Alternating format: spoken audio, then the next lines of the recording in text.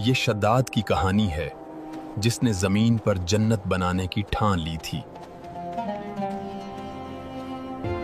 اس نے سمجھا کہ طاقت اور اختیار سے ہر چیز ممکن ہے۔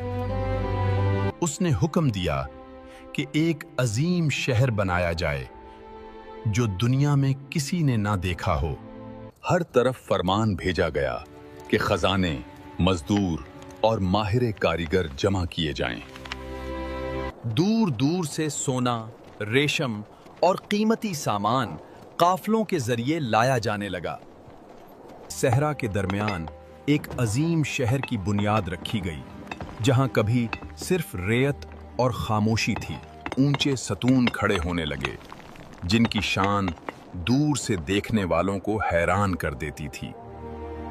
ہر دیوار، دروازہ اور ستون بہت سوچ سمجھ کر ناپ تول کے ساتھ تیار کیا جا رہا تھا۔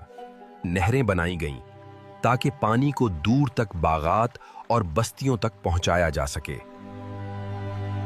صحرا میں سبزہ، درخت اور خوبصورت باغات اگ آئے، جیسے زمین پر کوئی جیتی جاگتی جنت بن رہی ہو۔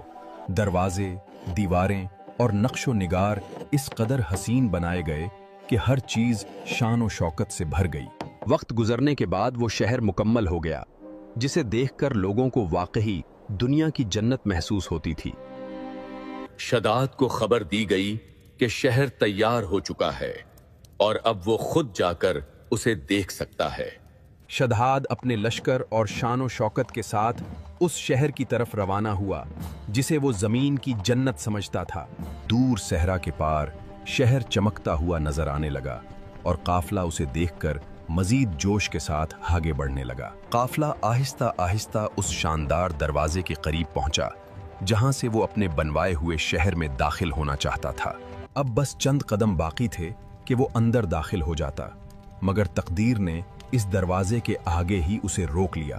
اسی لمحے فضا میں ایک عجیب سی خاموشی چھا گئی، جیسے سب کچھ رک کر کسی فیصلے کا انتظار کر رہا ہو۔